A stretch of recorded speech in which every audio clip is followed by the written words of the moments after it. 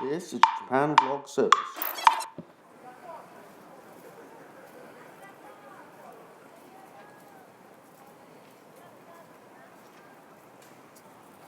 Hi guys, Mike Bickett here. So it's 12th of June, Friday the 12th of June 2015, and I'm warm.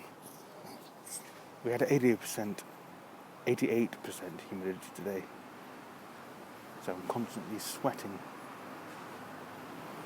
And this wouldn't usually be a problem, but it was a day I gave my lecture, so yeah, not fun.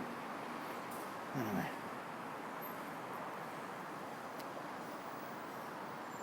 So, not a very interesting vlog, but just checking in because, yeah, we've obviously come to summer in Japan now, it seems. If it was still in rainy season here for a second, you know, it needs to rain a bit more so it can be over.